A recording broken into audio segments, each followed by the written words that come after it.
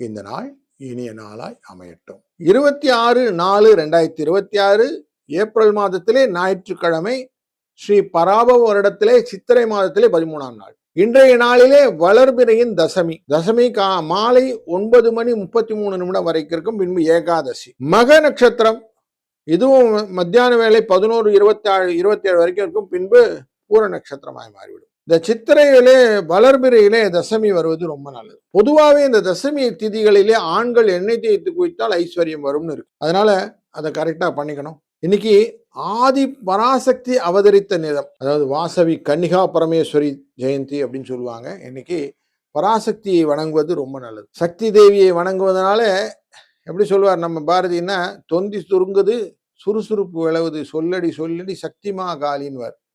அப்படி நமக்கு நல்ல வலிமையும் வாழ்க்கையின் திறமையும் கொடுக்கக்கூடியவர் இந்த காளி. அதனால நீ ஆதி பராசக்தியை வணங்குவது ரொம்ப நல்லது. ஞாயிற்றுக்கிழமை 7:30 மணிலேருந்து 8:30 மணி வரைக்கும் காலையில் நல்ல நேரம், 3:30லேருந்து 4:30 மணி வரைக்கும் சாயங்கால வேலையில் நல்ல நேரம், 4:06 ராகுகாலம், யமகண்டம் 12:01, குளிகை நேரம் 3:04. இன்னைக்கு மேற்கு பக்கம் போவதற்கு வெள்ளம் கொஞ்சம் வாயில போட்டுட்டு போயிடுங்க, பரிகாரமா அமையும். மேஷ ராசி நண்பர்களே, இன்றைக்கு 5ஆம் இடத்துல கேதுவுடன் சேர்ந்திருக்கிற சந்திர பகவான்.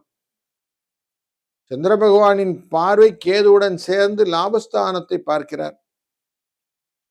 பல விஷயத்துல என்ன ஓட்டங்கள் செய்யலாமா வேணாமா அப்படின்னு 2 மைண்ட் செட்ல இருக்கும். அதனால வியாபாரம் சுமாராக இருக்கக்கூடிய சூழ்நிலை இன்னைக்கு இருக்கு. சிக்கல்கள் கொஞ்சம் இருக்கு. கொஞ்சம் கரெக்டா கேர்ஃபுல்லா ஹேண்டில் பண்ணீங்கன்னா இன்னைக்கு டே நல்லா இருக்கலாம். பராசக்தியை வணங்குவதும் இன்றைய நாளில் சிறந்தது. 2, 8 என்ற அதிர்ஷ்ட எண்ணும் துணை நிற்கும். வாழ்க வளத்துடன்.